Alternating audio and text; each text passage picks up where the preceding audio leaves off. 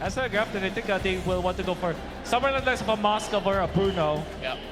The Clint can also be picked up here by TLPH for burst damage, but I think the Moskov is the best because you apply so much pressure in the map with the Hardy as well as the Moskov.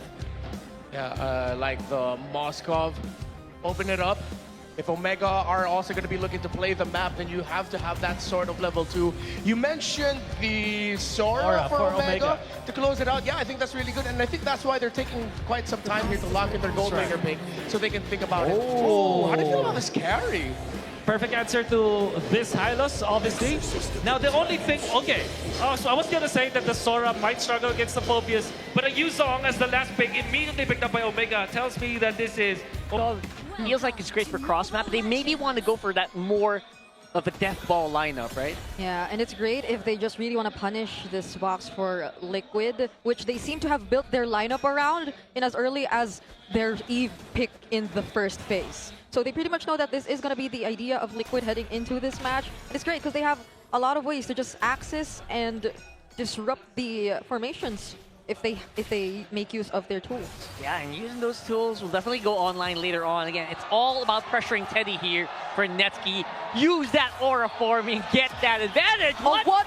That's a flicker that Teddy committed just to fight Netsky head on, forcing out a flicker from Netsky as well. But he goes back in with the BMI. Nearly an outplay though. These two gold laners are really going at it.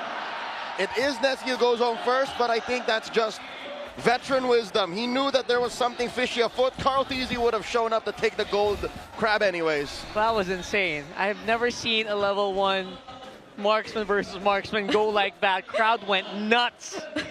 I love it.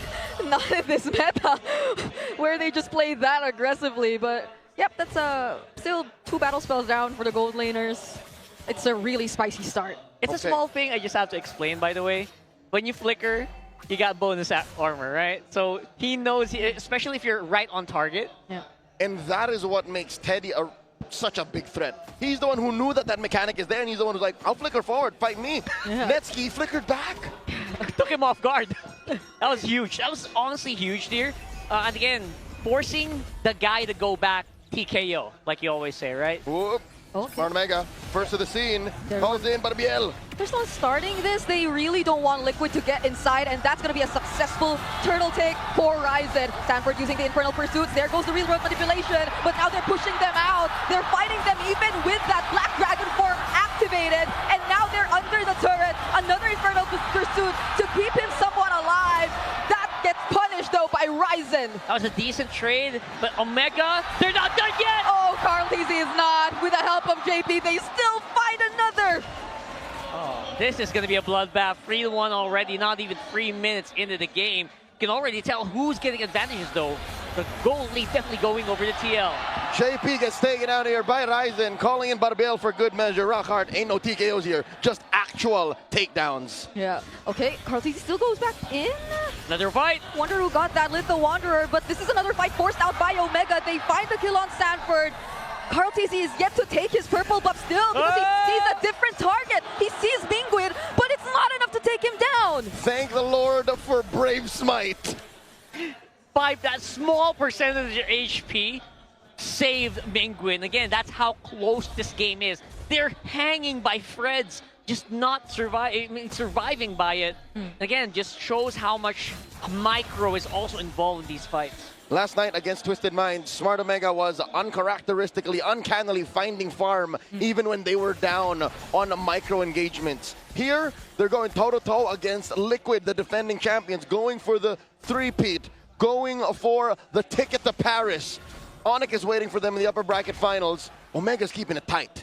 Yeah, wherever you look at, even in as early as the first minute of the game, you see how Netsky decided to play that gold lane, and especially leading to that first turtle. I think our panelists highlighted how important it is to see who will win out in that first turtle fight.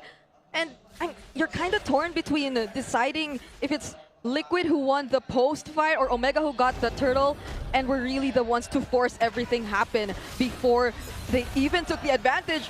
Perciva? Yeah, don't forget there's also a pre-turtle fight. Oh my goodness, look at James already below half HP. Carl Theasy looking for the angle. There goes the AOG as well. Perfectly timed to ensure the retribution lands. And they get that kill onto Petrosiva. Ryzen looking at the next target, misses the dash, but the Crimson Beacon in from Mingwin saves him in exchange of his life. And the taunt on James, plus the Petrify, won't be enough to find a trade. For years, JP was flamed, bashed online for stealing Carl TZ's buffs, but now it is AOG that helps secure it.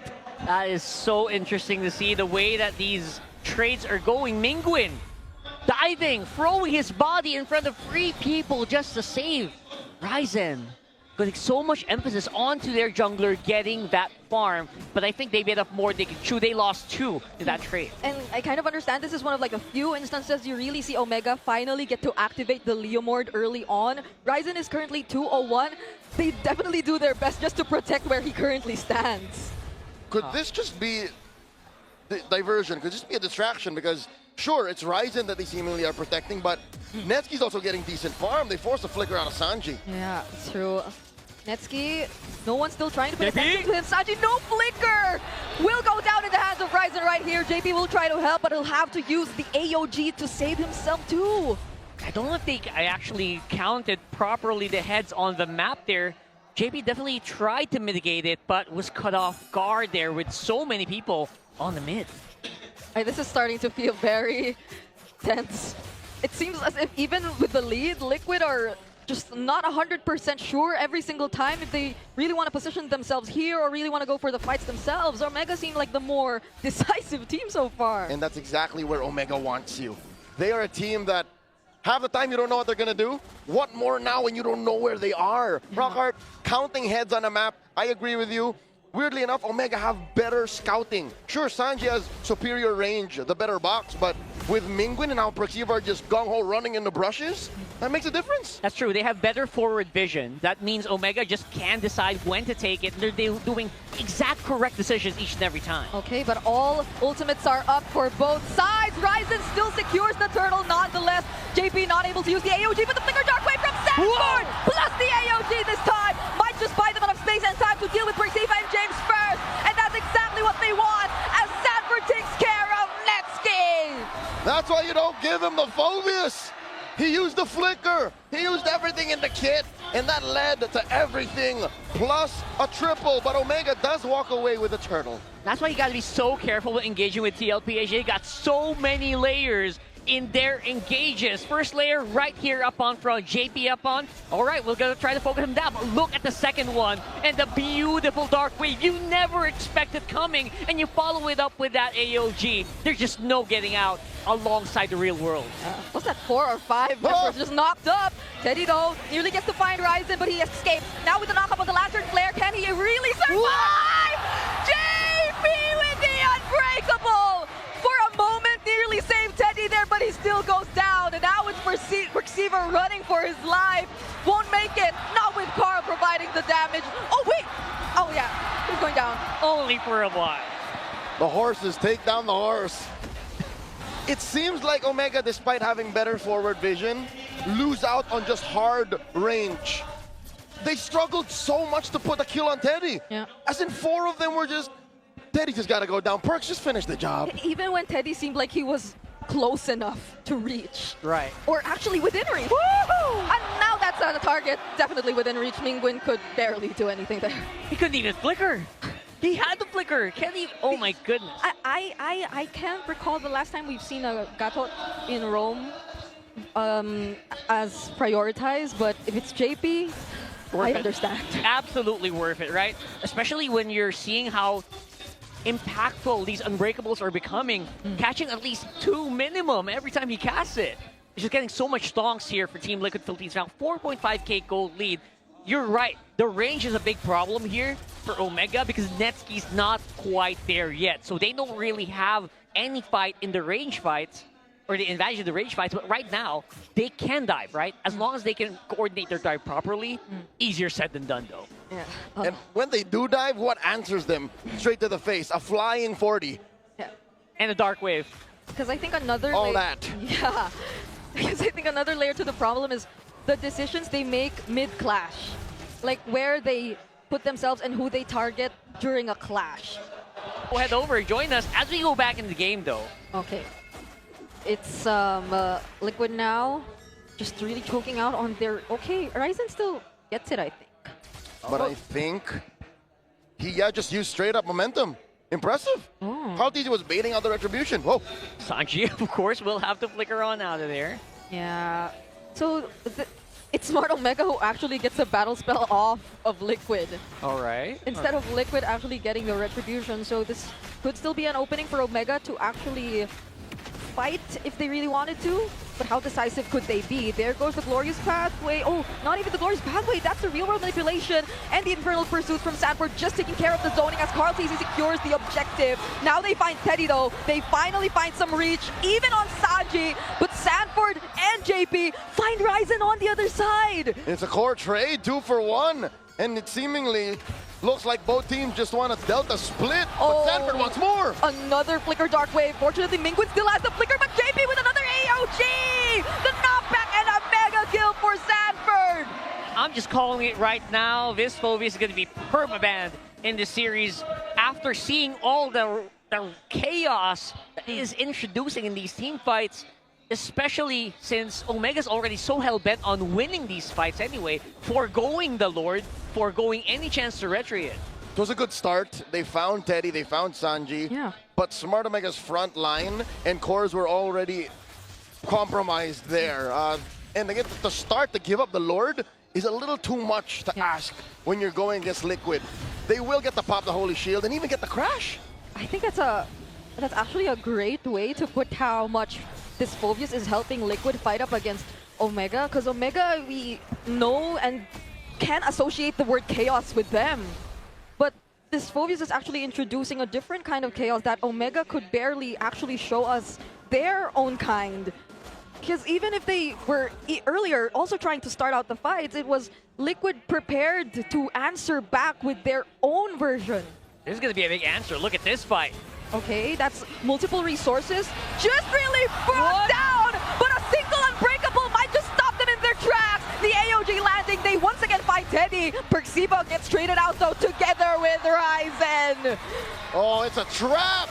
They force back Smart Omega. JP gets taken down, 2 for 2. That might have been one of the most heroic acts in MLBB I've ever seen. Agatot Kacha diving in on the 4 rampaging Smart Omega players. Yeah. They got 5 maybe, right? So, man, oh man. And you know what? That was actually pretty good. Yeah. TLPH got a decent chunk of gold on the Carl TZ because of that. Commendable for Omega that they, every time they commit on Teddy, now they actually find him. But I think they also gotta be careful of the aftermath. That after you do actually find Teddy, there's something that'll definitely come next from the cavalry. Yep, nothing comes for free. And I'm throwing back to a team that's already waiting in the upper bracket finals. MPLPhilippines, they're playing the same way. They're using their gold laner as bait. Yeah. And maybe that's why, right? That's why they opted to go for carry instead of having the Moskov away from the team. Because you want that carry inside the team. You can use it as bait. It'll have some decent punchback if you kind of mess up your movements. And that's exactly what's happening here. 6,000 goal lead for TLPH. They're really maximizing the presence of this carry. Not necessarily using it for damage, but making sure that Omega have red in their eyes. Yeah, because I think that last team fight actually showed you how much they just really wanted to answer back to this carry. Now it's Perxiva, down to half HP. Will have to regroup with his teammates. And going back, because earlier it was the, Glorious Pathway, Phantom Steed, even the Black Dragon form committed just to take that kill on Teddy. So now, things could be a bit different for Smart Omega. They might want to spread out these resources a bit more. OMG sends Mingwin to take care of that wave in mid. Almost actually gets a few hits on that turret. They're holding the Y brush. Lord Dunks started up. Netsky! Netsky's almost bursted down. That's gonna be the Black Dragon form as well. James actually finds the last hit. Now he's going to engage with the fight with this Black Dragon for the knockups though. There's a shutdown onto Sanford. Omega are running away. Liquid might not actually commit to the chase. Yeah, Omega definitely have to run away here for the next few seconds. They're going to have the Lord on their side. They might get some gold on their side and maybe equalize that huge disadvantage they have in terms of their item, which looks really, really skewed to TLPH right now. But in the next few seconds, all these outer turrets will probably be gone. Maybe some of these inners as well. Yep. Still have the Lord. And Liquid at least took care of that lane up top, so they'll have less to worry about, especially with all their turrets still up. Oh, yeah. So now they're going to at least be able to work on this 1-by-1, but Omega will not give them enough room. They want to start another fight. JP! There goes JP and the real-world manipulation once again! Perxiva, you are not allowed to run! Carl TZ goes in, Deadly Magic committed onto Mingwin, and still has the hat-trick just to secure the kill, but Mingwin once again with a slither of HP survives. Ryzen looking for a target, now gets knocked up by the Dark Wave, but again, they're now going to chase after Omega instead. Fortunately has enough mobility and might just survive, but you can't say the same for James. James is going down. It is so weird. They were the ones who were pushing, but they were the ones who got blown out there of the water. TLPH 1-by-1. All these players going down. And again, you called it exactly correct. Why were Omega the ones who were basically running? And to be fair, they fought so long. All the while, that was Teddy taking care of the Lord there on the bottom. So, Yeah. man, it was so weird to see TLPH splitting up in a full-on clash. Yeah. But they still got the win. And despite that, at least Omega got a lot of outer turrets. They got 2 tier 1s, actually 3 tier 1 turrets. True. And they got 1 tier 2 down bottom. And that's the far lane, so I think that'll be a bit more helpful for them Yep. approaching this next objective. And you still see some signs of life. That's one great thing about Smart Omega right now. Even despite the 6K gold lead that you're seeing in favor of Team Liquid Philippines. Sure, let's pull it into context, right? All of that happened. All of that gold swung into Omega, but the gold lead didn't move. Yeah, it didn't. TLPH were able to really pull it back into their side. So that's saying how good that team fight was for TLPH. Maybe some shutdowns here and there. I'm going to have to rewatch the rewind there. But making sure, you know, TLPH is making sure that Omega, again, nothing comes for free. At best, the map looks a little safer Yeah. for what Omega might possibly be best known for in Season 17. A little bit of a, how do you say, some barangay magic. Barangay Magic. Look at bottom lane. Oh, yeah. Is Ryzen's hero suitable for that kind of magic though? Mingwin doesn't use the Crimson Beacon nor the Flicker, and JP might just get punished this time around, but he stands strong. He doesn't go down. Man, JP, he took the skill too seriously, man. This guy is unbreakable. Yeah, there is no way. Smart Omega, do they still want to fight? Even after Liquid have secured the Lord, they're gonna go for it. Now they might have put themselves in a very difficult spot, but James finds Teddy, but Teddy right now is equipped to fight back. He goes down alongside Perxiva, and Ryzen gets found out. Mingwin running for his life, but it's Liquid making sure he has nowhere to go. A wipeout awaiting for Smart Omega, but Liquid have their eyes set elsewhere on the map. Who made that call? Who said we fight here and now?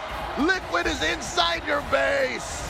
I have tears in my eyes. I wish I had teammates that good. What a call and what a play. TLPH get game number 1. With an 11K goal.